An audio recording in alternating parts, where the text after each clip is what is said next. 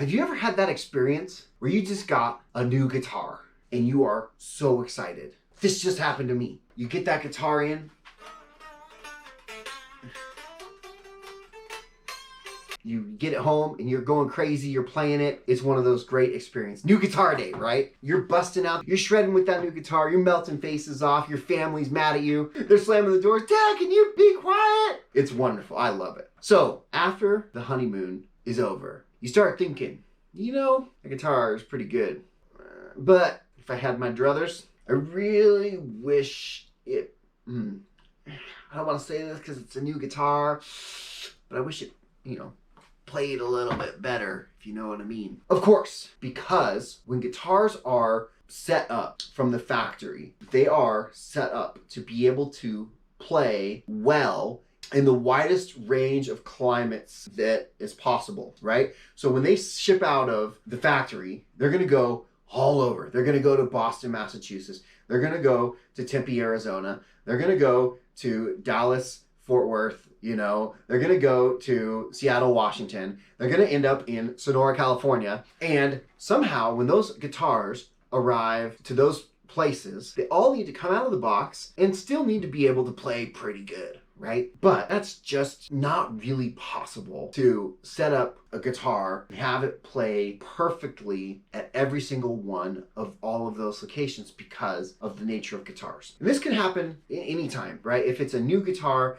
maybe it's a new to you guitar, maybe you bought a guitar used, or maybe you just are a guitar owner, right? And you just have a guitar that's been sitting in the corner, right? Every instrument owner, guitar, bass, should know how to do a basic setup. I'm not talking about a guitar tech setup, okay? I'm not talking about if you take your guitar to a guitar tech and you pay them the money for a setup. I'm not talking about that, okay? Because there's a lot more things going on that setup. I'm talking about a basic instrument owner setup. And it's not that hard. And everyone should know how to do it and should be able to do it. And that's gonna get your instrument dialed in to your own preferences so that you're happy with your instrument. And I'm gonna walk you through it so that if you've never done one before, so that you know how to do it. I'm gonna give you some information, some tools on how to do it, and show you where to buy actual tools, which tools you need, which ones you don't need. And with just a couple cheap tools, you could be setting up your own guitars. In fact, you don't even really need very many tools, okay? We're gonna show you how to set up your guitar to be playing great with very basic tools, get you happy, okay? This is gonna be the start of a new series on how to set up your guitar. The first is gonna be a basic setup. The second video is gonna take you down a deeper dive to show you how to fix if you have a guitar that has some real playability issues once they arrive. Here's the essentials. You're going to need a new set of strings, a string winder, pliers, Allen wrenches, ruler, good tuner, screwdriver, and a mechanical pencil. Now we're moving to highly recommended, and I recommend soft cotton towels. I use old cloth diapers from when my daughter was a baby. Yes, they're clean. I've washed them. You should definitely thinking about getting something to oil your fretboard. Mineral oil or lemon oil. There's many products. The guitar setup kit available from Amazon is definitely worth the money. It comes with a radius gauge, feeler gauges, string height gauge, bridge pin puller. I'll have a link in the description. A great tool to have around is a full metric and standard Allen wrench key set. I got this one from Harbor Freight. If you're going to be working on a lot of guitars, I highly recommend an electric string winder. In the nice to have category, we have a notched straight edge, tri-flow lubricant, a fret end file, and a little bit of naphtha. Also, if you want a cheap way to polish your frets, you can use 4/0 steel wool, but make sure to mask off your pickups. You don't want those shavings getting in there. If you're just getting into working on your own instruments, these are the tools that you can skip for now. Micro mesh pads, fret erasers, nut files, nut seating files, even a fret rocker, just skip them. Whenever you're doing a setup on a guitar, it's a good idea to take initial measurements to see how far you come on your setup. Get the string height on the bass side and the treble side of your strings. Take measurements on your neck relief. This guitar had a lot of neck relief to start out. I think it had like 17 or 18 thousandths. Yeah, it had a long way to go. I knew I had 9s on there to start with, but I wanted to double check and I used calipers. Take your strings off. An electric string winder is a good way to make this quick and very easy.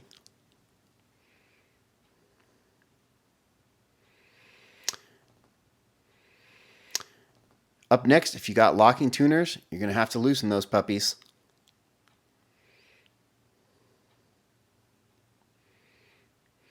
Be careful as you're pulling these out. You don't want to set that guitar down on the strings and maybe damage the finish.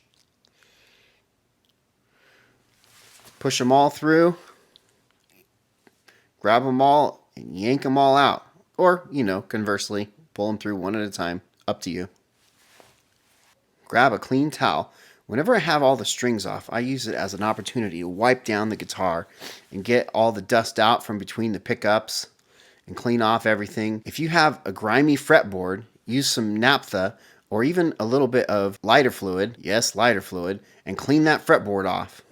Here's a tool that falls squarely into the optional category, is a knob puller. Sometimes you have stubborn knobs and it's hard to get your fingers underneath them. Knob puller makes short of work of it. Hey, don't let that vinyl sticker stay on the pickguard cover of your pickguard. It's tacky and it looks horrible. Peel that sucker off the first time you change your guitar. Sticker police here. Come on, you can do better than that. And hey, don't be lazy. Take your knobs off, undo the nut, peel that puppy off. I don't show it here, but I go back later and loosen the nuts and peeled all the stickers off and got all the way out from under there. And check out that sweet sticker pulling ASMR. Ooh, baby. Now, I used micro mesh pads to polish up my guitar nut to make it shine, which is completely optional. There's a lot of products out there to oil your fretboard, and I like Gurlitt's Guitar Honey, which I think you can get from Guitar Center. I like to put a towel over the guitar body, keep oil from getting everywhere. Apply it liberally, rub it in by hand. You can use a rag, I guess, but I like to know where it's going, and I just feel like the best way is to do that the old-fashioned manual way. Rub it in everywhere and let it sit for a good couple of minutes. I cut some footage out here, but I let this puppy sit for a good probably 2, 3, 4 minutes before I wiped it off. This is a good time to use a mechanical pencil, or if you have just a pencil that's sharpened, and just apply some good graphite into the nut slots and just apply liberally. Just color in there like you're a kindergartner, going to town. Sometimes I'll use my other hand as a positive stop, so I'm not have a risk going outside the lines, so my pencil lead is bumping into my finger on either side of the nut slot. Once the oil's had time to sit, wipe that puppy off, make sure it's nice and clean. Grab your new set of strings. Well, there's lots of good strings out there. I decided to use String Joy on this guitar. I like that they have balanced tension, and you can choose whatever set that you like. Go ahead and push the strings through.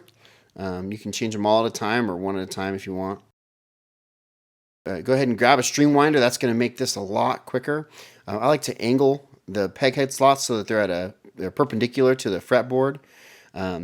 You don't have to use an electric string winder for this. You can just use an old-fashioned string winder. That's going to be fine. You definitely don't want to do this without a string winder. That's just going to take too long. You could, though, I guess.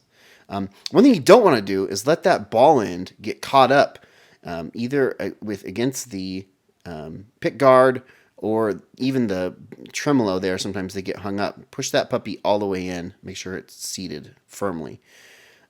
Put your string through. If it's a locking tuner, you can put it most of the way and then lock it. If it's a traditional tuner, make sure it gets a couple wraps on it.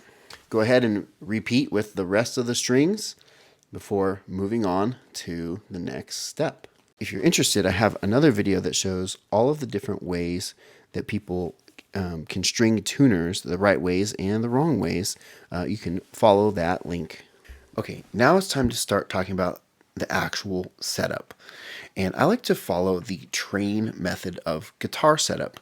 And I first learned about this method while watching Phil McKnight's video where he was hanging out at T.R.A.I.N with Ron Thorn from Fender.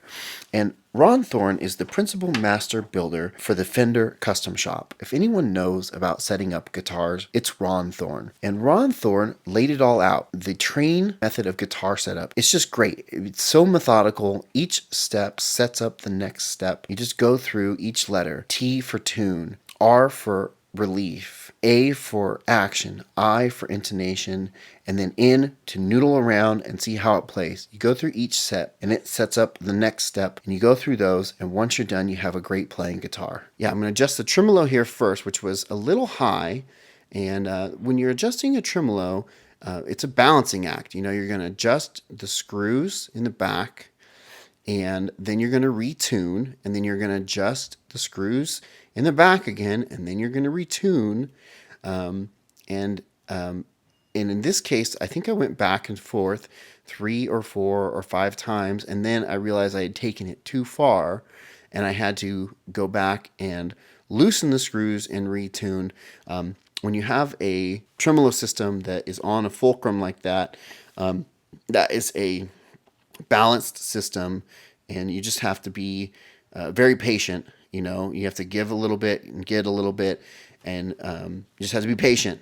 You know, there's no real cheater system. You know, there's a couple of tricks if you're using like a Floyd Rose, but on a Strat style tremolo like that, you just have to have patience and you just have to do it. Okay, so let's talk about T.R.A.I.N. We're going to get into it once we get the guitar up to pitch and get it up to tune. The first step of T.R.A.I.N. is for tune. Once the guitar is all the way in tune, you have completed number 1 of the T.R.A.I.N. Number 2 is your neck relief. You want to set your neck relief. Normally we shoot for anywhere from 6/10 to 10/10. You know, you can go for more or less. Sometimes you can't hit those targets. I wanted 7/10 on this guitar. This guitar had so much relief to start out with. When you are making these adjustments with your Allen wrench, here's my 7/10. When you're making your adjustments with these Allen wrenches, just make really small adjustments. Sometimes people say 1/8 of a turn at a time. I think that's way too much of an adjustment to make at a time. I'm talking maybe 1/16 of a full rotation. Yeah, just little adjustments at a time. Make a small adjustment and then check your measurement. Make a small adjustment and check your measurement until you get to your desired location. And honestly, I'm doing this on the bench so that it can show up well for the video. But honestly, you should be doing this in the seated position because gravity does affect these measurements. So you want to check your neck relief. Now, here's the deal. You don't need to do this with a notched straight edge. Okay, you can do this with a capo, the old-fashioned way. Just put a capo on the first fret. You can fret on the last fret, and then you can just use a feeler gauge between the top of the fret and the string. The third step of the T.R.A.I.N. system is action, and you measure that with one of these string action rulers, and you can measure in millimeters or thousandths or 64ths, whatever you like. Just be consistent. It helps you from one guitar to the next to have consistency. Take your measurement and then go over to your bridge and make adjustment using your Allen wrench, or if it's a Tune-O-Matic, you can use the thumb wheel. You make those measurements and you get your high E string and your low E string up to the measurements that you're trying to get using the ruler. Okay, so I have the low E and the high E set for string height that I prefer. Now the great thing is the rest of the strings I don't need to do in seated position because we know the radius of this guitar. This is a 12-inch radius guitar, which we got from the guitar specs off of the Sweetwater website. Also, I verified with my string radius gauge when the strings are off. So what we do is we can use this string radius gauge to set the string height of the rest of the strings. And what I like to do, you don't have to really loosen the strings. You can give them like 1/4 of a turn to loosen them. You don't want them super tight, but you don't want them all the way loose either. I'm gonna do all the middle ones, okay, all 4 of the middle ones. And then these saddles, I'm gonna just sink them down a little bit because I don't want any ones that are high. I wanna start them low. This is how I do it. I'm sure there's other ways to do it. Now, I've seen videos of people using the radius gauge under the string, and I'm sure that works too. I don't see any reason to do that. So we're going to measure the radius. And then here's why it doesn't matter to me if you set this with the guitar on its back rather than in the seated position. So the reason you do the string height in the seated position is that the strings are affected by gravity. So you want to set that in the seated position because that's how you're going to be playing the guitar. But when you're setting the radius, in my opinion, I'm measuring this so close to the bridge that the gravity doesn't have time to really affect. It's going to affect over here. Like these are sinking down over here. But right here, it's so close, it doesn't matter, in my opinion. So here's how I'm going to do this. I have this radius gauge resting on these strings. And the way that it should work, if I lower these enough, is that none of these middle strings are touching. And I'm just resting on the outside strings. And sure enough, if you see, if I pluck the outside string here, you'll hear a plunk, like a rattly sound, and an outside string rattly sound. All the inside strings should ring true. So what I'm going to do is I'm going to, one at a time, raise each string while plucking it until it touches the radius gauge. And it's pretty clear when that happens. So I'm on this B string here. There you go. It's the one thing that's important to do when you're doing this, to not push down on the radius gauge. That's a problem, and that's what was just happening is I prematurely hit that because I was pushing down on the radius gauge. You just want to balance the radius gauge. B string's good. I like to go from the outside in, so now I'm going to start on the A string. Right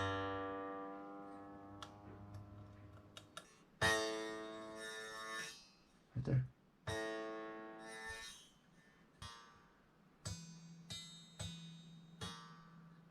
Now, one thing you see me doing is I go back and test, because one thing that can happen is you raise a string too high, and now it's pushed this radius gauge up, and now it's not touching the B string. So I'm going to go back over here to the G.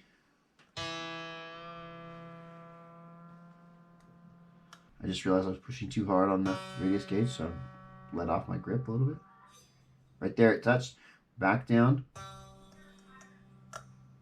And the reason I do that is because usually when I hit string going up, I'll back down and I'll go back over to the other side and raise it up until it hits again, because I want these saddles to be mostly level.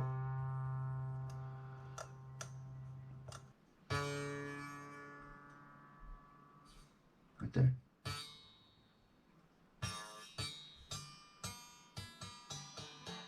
So that's what I did, is I just went and checked every single string. They're all touching the radius gauge. So that means that my strings are set to a perfect 12-inch radius. You don't need a radius gauge. You could just set your strings with a string ruler. You know, you could just set the first through the fourth strings at, 1.5, and then set the B and the D strings at 1 millimeter, or 64th if you want to do it that way. And that's fine too, because that will follow the radius.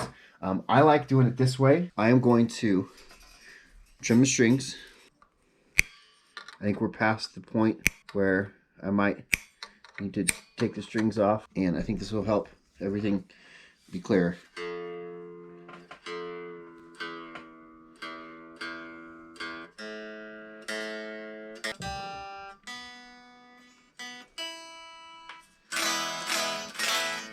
Okay, I'm going to stretch the strings in real quick. The guitar is in really good tune. I got good string height. So now I'm going to start the intonation. And so the way that I do that is I'm going to make sure one more time that each string is in tune. And this time I'm going to do a harmonic on the 12th fret. So you can see over here, harmonic on the 12th fret. Perfectly in tune.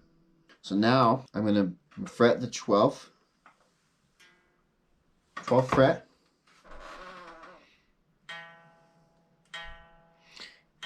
Gets a little sharp.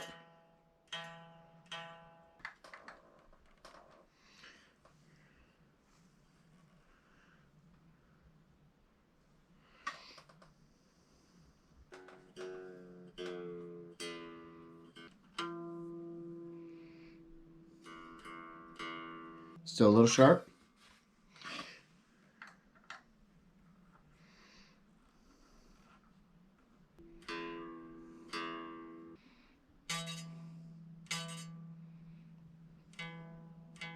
just a little sharp. I like a really long screwdriver for this. There's less risk of me bumping the guitar. Yeah, there we go. So we're just going to continue that with each string. And then when we're done, we're going to retune the guitar and just double check everything. So the way that it works is that if your note is sharp, you need to move the saddle location away from the nut. Basically, if the note is sharp, you need to lengthen the string. If the note is flat, you move the bridge closer to the nut. Okay, now that I've gone through the first 4 T's of T.R.A.I.N, tune, action, intonation, and neck relief, I'm going to very quickly check those again because the guitar is a complicated network that balances those issues. Okay, so I'm going to tune up. I'm going to very quickly check my relief. I'm just going to use my hands real quick. I'm going to push down on the first fret, use my pinky to press down on the frets where the body touches the neck, and then push over with my thumb. Yeah, got a nice low relief. Now I'm going to check the action with my setup gauge. Yep, it's right where I wanted it. Then I'm going to really quickly check the intonation one more time. Okay, I've just checked all those specs, and as far as I'm concerned, this guitar is set up. But you can't just let it leave like this. The last letter of the T.R.A.I.N method of setup is to noodle, and you just got to play it and see how it feels. You know, you might have a high fret somewhere, so you just got to play it, see how it feels, see how it sounds, and make sure that everything is fine. Maybe you like a low relief, but with that low relief comes some fret buzz or something. You just gotta play. So now here's one issue that happens a lot. People say, I don't want fret buzz. No one wants fret buzz. Fret buzz is bad, okay? But there is a difference, and every guitar player should understand this, that there's a difference between fret buzz and a note that is fretting out. So if you hear a little, I don't know how much you can hear that. There's a little bit of rattle with the strings kind of slapping against the frets. And that, to me, is not an issue at all because that's not going to come through when I plug it into the amp. What is a problem is when I play a note, that note is actually getting choked off or hitting a fret coming down the line, and it is impeding the function of that note, and it's causing really bad issues. We're going to keep an eye out for those. I'm going to play around for a little bit.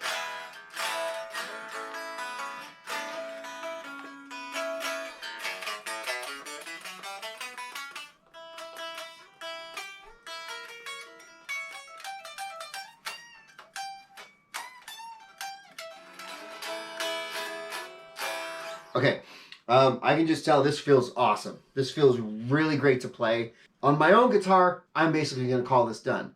Okay, if this is a customer's guitar, I'm going to check every single note. I'm also going to do a number of bends, you know. Looking for notes that are fretting out, all that kind of thing. You know, I'm going to go all the way up, looking for, you know, notes that are bad, choking out, stuff like that. On my own personal guitar, I know this is good enough. Okay, so this is the information you're going to need to be able to do a basic setup on your instrument, whether it's new or one that you've had for a long time. One thing that you can do, you can use this Tri-Flow. They sell these at Stu Mac, and it has a syringe applicator to be able to apply a little bit of Teflon lubricant to your nut slots. You can also apply it to your tremolo or a Bixby. Any friction points, you can apply them to open back tuners. This is a great tool to have just to keep things flowing smoothly. For me, I've noodled around. I know this guitar is set up the way I like it. Nothing left for me except for to play around, make sure that I am happy with it, and I'll leave you with that.